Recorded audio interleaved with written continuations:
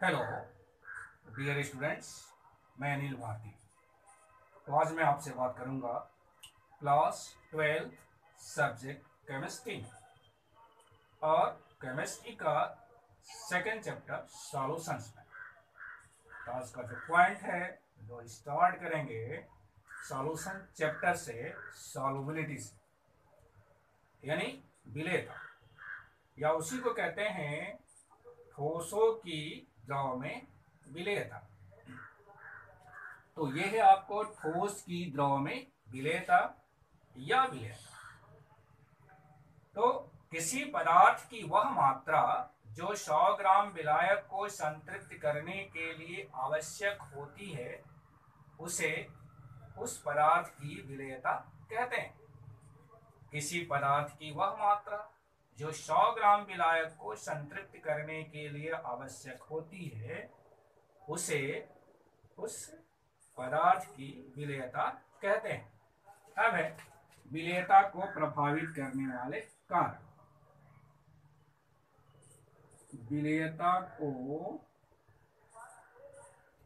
प्रभावित, या इसको पूरा ऐसे लिख सकते हैं, ठोस की द्रव में विलेयता को प्रभावित करने वाले कारक। प्रभावित करने वाले कारक, या इसको ऐसे भी हम कह सकते हैं, ठोसों की द्रव में विलेयता को प्रभावित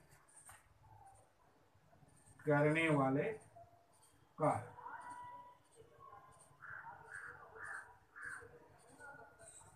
तो देखते हैं इसमें कौन कौन से कारक हैं जो इनको प्रभावित करते हैं। तो पहला है इसमें कि विलेय और विलायक की प्रकृति।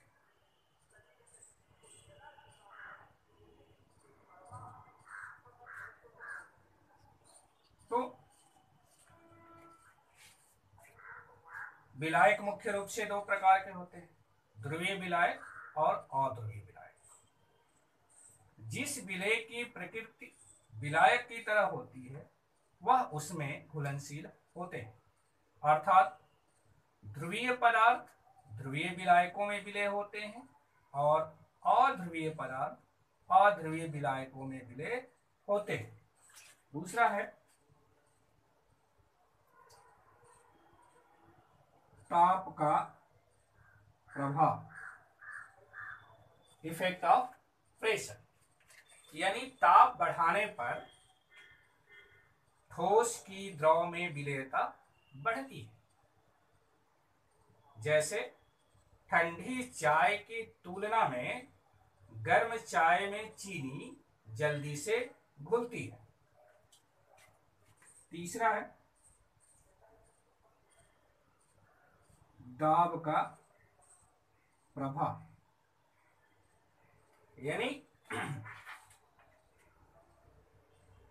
ठोस की द्रव में विलेयता पर दाब बढ़ाने पर कोई प्रभाव नहीं पड़ता। अगला है विलेय के कणों का आकार। विलेय के कणों का आकार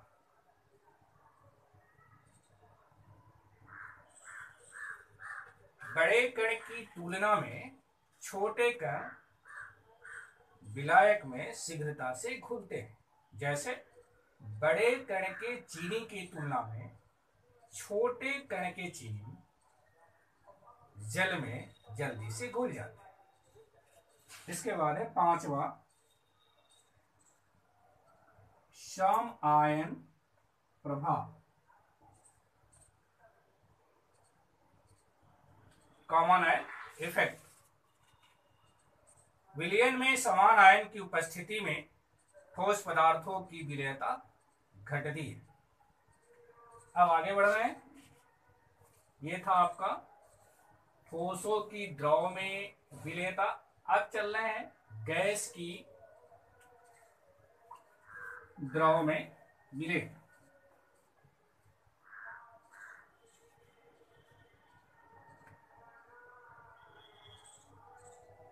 गैस की द्रव में विलेय।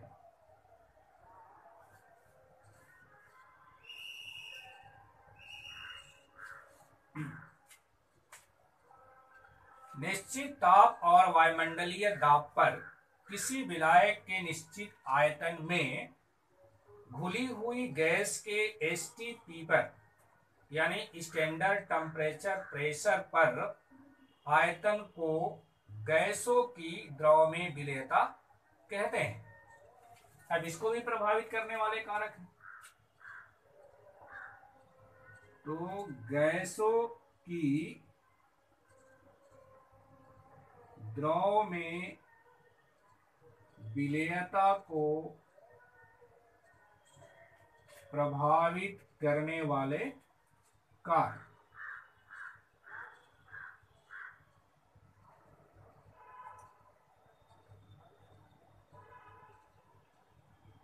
अब इसमें कौन कौन से कारक? इसमें पहला है गैस की प्रकृति।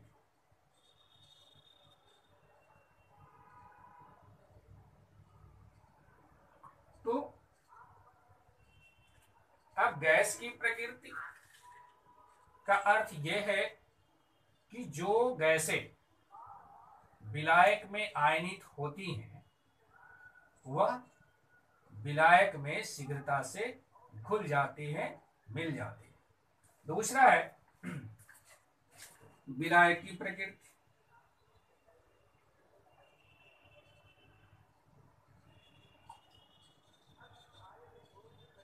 तो इसका अर्थ है कि जो गैसें ध्रुवीय होती हैं वह ध्रुवीय विलायकों में विलेय होती है और जो गैसें अध्रुवीय होती हैं वह अध्रुवीय विलायकों में विलेय होती है। इसके बाद है ताप का प्रभाव।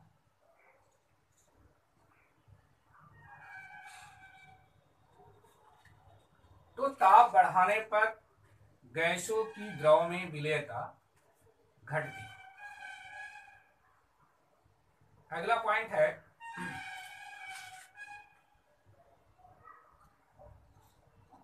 विलायक में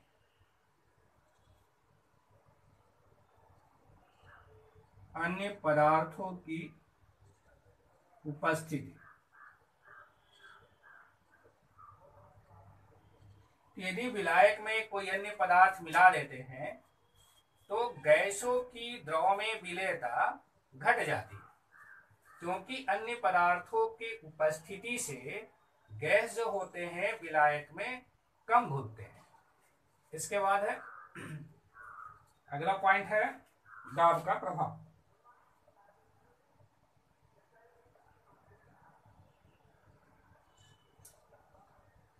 तो निश्चित ताप पर दाब वृद्धि से गैसों की द्रव में विलेयता बढ़ती है। अब इससे आगे बढ़ रहे हैं, अगला पॉइंट की तरफ चलेंगे। अब इसी से जुड़ी हुई बातें उसको देखते हैं। हेनरी का नियम। तो स्थिर ताप पर किसी गैस की द्रव में विलेयता द्रव की सतह पर पड़ने वाली गैसों के आंशिक दाब के समानुपाती होती है, यानी m समानुपाती p। समानुपाती का चिन्ह हटाने के लिए नियतांक जोड़ देते हैं। अब यहां पर m जो है घुली हुई गैस की मात्रा है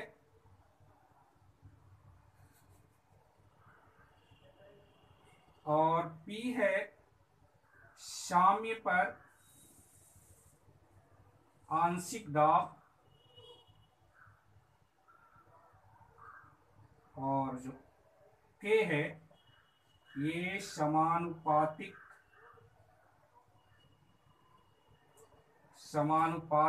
स्थिरांक है। तो अब इनके क्या लिमिटेशन है, क्या सीमाएं हैं, उस पर चर्चा कर लें। हेनरी नियम की सीमाएं यानी लिमिटेशन। हेनरी नियम की सीमाएं। तो पहला है कि दाब अधिक न हो,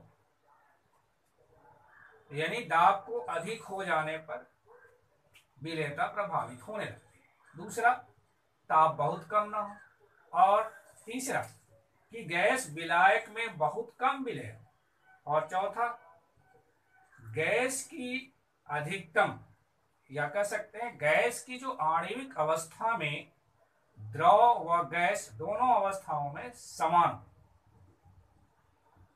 अब इसका क्या अनुप्रयोग है, यानी एप्लीकेशन ऑफ हेनरी नियम। तो सोडा जल में शीतल पेयों में कार्बन डाइऑक्साइड की विलेयता बढ़ाने के लिए बोतल में उस पदार्थ को अधिक दाब पर भरते हैं। दूसरा इसका अनुप्रयोग है कि अधिक ऊंचाई वाले सतहों पर या जो पर्वतरोही होते उनमें एक समस्या उत्पन्न होती है कि ऊंचे स्थानों पर ऑक्सीजन की मात्रा या ऑक्सीजन का आंशिक दाब सतही स्थानों की तुलना में कम होता है। ऐसा होने से उनमें कमजोरी महसूस होती है और उनकी थिंकिंग पावर कमजोर होती है। इस स्थिति को या इस अवस्था को या इस रोग को एनॉक्सिया कहते हैं। और तीसरा इसका एप्लीकेशन ये है कि गोताखोर जब समुद्र में जाते हैं तो उनके सिलेंडरों में ऑक्सीजन गैस के साथ हीलियम गैस भर दी जाती है। क्यों? क्योंकि ऑक्सीजन गैस में नाइट्रोजन गैस होती है।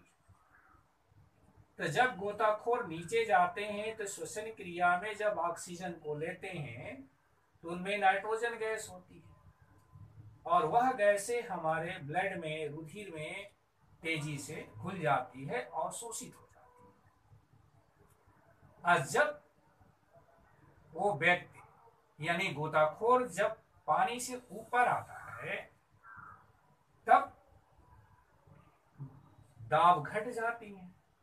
तो दाब के घटने के कारण जो गैसें होती हैं बुलबुलों के रूप में उत्तकों में कोशिकाओं से निकलने लगती है। तो गैसों के निकलने से रुधिर वाहिनियों में पीड़ा का अनुभव होने लगता है और इससे जो रुधिर परिसंचरण तंत्र होता है बाधित हो जाता है, रुकावट पैदा हो जाती है। इससे बचने के लिए ऑक्सीजन गैस में हीलियम गैस मिला दी जाती है ताकि जब गोताखोर नीचे जाए तो वह हीलियम गैस ब्लड में नाइट्रोजन और ऑक्सीजन गैस की विलेयता को कम करे ताकि जब गोताखोर ऊपर आए तो आसानी से उनके रुधिर से ये गैस हट जाए, निकल जाए।